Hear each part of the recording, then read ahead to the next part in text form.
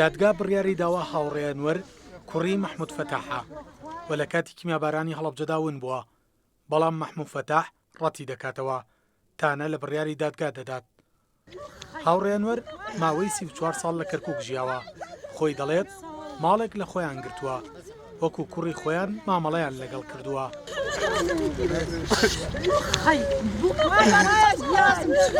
تاوەک لە مانگی 6 ساڵی 2021 باوکی گیانی لەدەستداوە.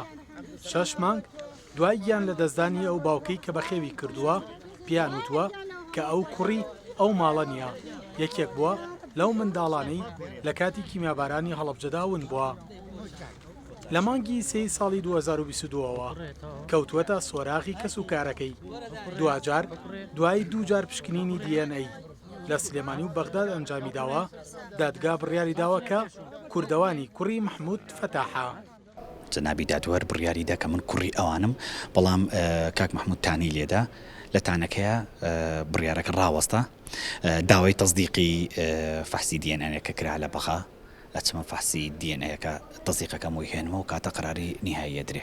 ئەوەی سلێمانی کردم بە هەمان شێوە کوڕی دەرچوم تانی لێدا، بە هەمان شێوە 198.1 دەرچوم کوڕی ئەوم، هەمان شێوە تانی لێدا لە تانەکە یاوتی ئەمە واسی تایە واسەکاری تروتم فەرمو خۆتان چۆ بڕیارەدەن دادگا با بڕیاردە بڕیاری دادگا بەغدا بوو، بەغداوتی وەکو دەوڵەتێکە ئەو ئەبێ کارەکەت بۆ بکە.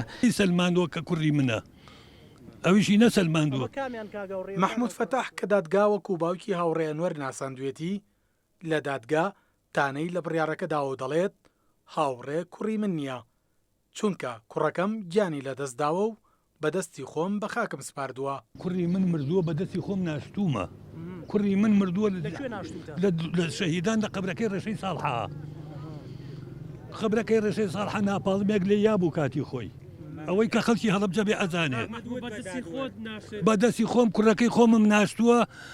دوای ئەوە لە تەمەنا لەگەڵ ئەم کوڕا جیاوازیەکی زۆری هەیە، حتا ئەو فەحسکە منتانەی لێم چونکە من مناڵی من مردووە. ئایا ئێوە ڕۆژنامە نووسن 20تانە لە کیمیاوی هەڵەبجە یەکێک مردی بێ و زیینوو بوو بێتەوە؟ هەرچەندە هێشتا دادگا بڕیاری کۆتایی لەسەر کەیسەکە نەداوە، بەڵام کەسوکاری کوردەوان جیاواز لە بۆچوونی محمود فتاح دەڵێن هاوڕێ کوڕی ئەوانە و بەهۆی دەرکەوتنەوەشەوە شیرینی دەبەخشنەوە. چی بێژ ئەم کوڕە خۆی کاتی خۆی سووتیانێ بەبان دەسیوەوە، ئەوەنەی یعنی 25 فلسیە بوو ئەم سووتیانە تێگەی ئەم شایەتی ئەوە کە شایەتەوە بان دەسیوەوە، هەتا هاوسیەکانیش کەوتیانە ئەو ناونیشانە هاوەبان دەسیوە. باوکی خۆی شیوتێتی کوڕەکەم ناونیشانێکەوە نە 5 فلسێکی کۆن هاوەبان دەسیوە، ئیسا حاشای لیەکە ێژێ من نەموتگە. تاوەک ئێستا 211 منداڵی هەڵەبجە بەون بوو لە قەڵەم دراون، 74 خێزانیش چاوەڕێی منداڵەون بۆکەنیان دەکەن، بۆ ئەو مەبەستەش پشکنینی DNA کردووە.